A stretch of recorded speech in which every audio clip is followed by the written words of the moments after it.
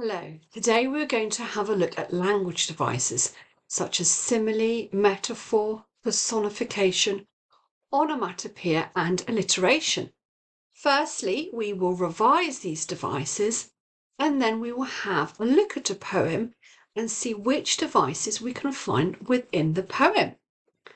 So, firstly, metaphor. Metaphors say something is something else. He has the heart of a lion. Jack is a busy bee. It is worth noting a metaphor does not have to have the word is in it. For example, a big red balloon shone down on us could be a metaphor for the sun, and there the sun is not even mentioned.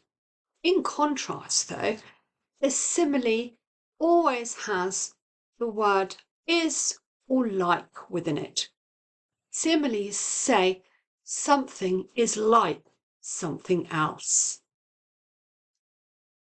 Grandad is wise, like an owl. She is as graceful as a swan. Okay. Onomatopoeia. This is a very long word that often describes lots of different short words. Words that sound like the thing they describe. Snip, buzz, bang, splish, crack, splosh. You can actually hear the meaning of the word within the sound. Next, we have alliteration. Words used together that begin with the same sound. The Wicked Witch of the West. Dad devoured the delicious dessert. And note, it is the same sound, not the same letter. So the Jolly Giant is an example of alliteration. Jolly begins with J, giant begins with G, but it is the same sound. Lastly, we have personification. Words that describe something as if it were a person.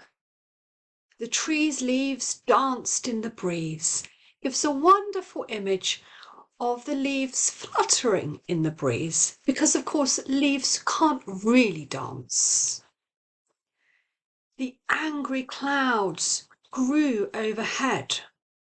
So again, we're giving a human characteristic or emotion to an object. Clouds can't really be angry, but it gives the idea of a big storm looming in the sky. Let's have a look at our poem, Summertime Rhythms. And we're going to use colours to help us. We're going to have green for metaphors, turquoise for similes, purple for alliteration, yellow for personification, and orange for onomatopoeia. Let's see what we can find. Buzzing bees bumbling between scented flowers, giddy tongues lapping huge ice cream swirls, brave toes daring churning seaside waves, laughter and screams hurdling tall fences. Well, right at the beginning of the poem, I hope you spotted the alliteration in buzzing bees bumbling between. Let's underline some of those bees in the purple. There we go. And also in that first line, we have some onomatopoeia. I'm going to pick up the orange. And there we have the word buzz. It's a fantastic example of onomatopoeia. And there's actually some more devices in this verse. It's full of devices. Brave toes, daring, churning seaside waves. Well, toes can't really be brave, can they? It's people that are brave. So this is personification. Let's underline it in the yellow. There we go. Oh, brave toes. We also have laughter and screams, hurdling cool garden fences. Laughter and screams can't really jump over a fence or hurdle over a fence, but it just gives the idea of lots of laughter and screams being heard as people are having fun in their gardens in the summer. So let's underline hurdling because that's the verb that tells us it's personification. Okay, let's have a look at the next verse. Clouds like sheep grazing meadows above our heads, whirring mowers tickling noses with the tang of grass, bulging suitcases packed again with holiday hopes, sunburnt noses kissed from above until they glow. Well, there's lots in that verse, but what can we pick out that we haven't had so far? We've got a simile on the first line. Clouds like sheep grazing meadows above our heads. So it gives a lovely picture of lots of fluffy clouds in the sky that look like sheep.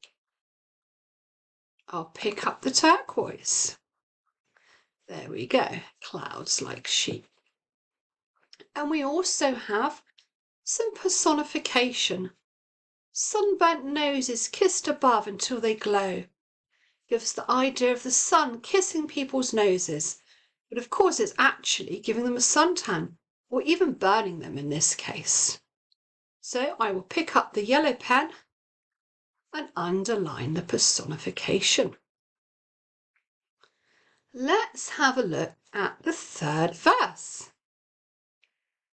Forever days stretched by skies that never darken. Warm rain hurled from clouds to break the spell. Smiling faces wearing happiness like a second skin. Flip-flops slapping on feet inspired to dance and skip. Well, we've got some little bits of alliteration. Let's pick up the purple, such as second skin. We've also got a metaphor in here. Clouds to break the spell. Well, this is the idea of the clouds breaking the spell of summer. The clouds starting to rain, so there's no sunshine left. Of course, it's not really a spell, is it? But it's a metaphor for describing a change in the weather. Let's pick up our green pen and underline the metaphor. So there we have lots and lots of language devices within this poem, and there might be a few more. I hope you've enjoyed this lesson today. Thank you very much. Bye-bye.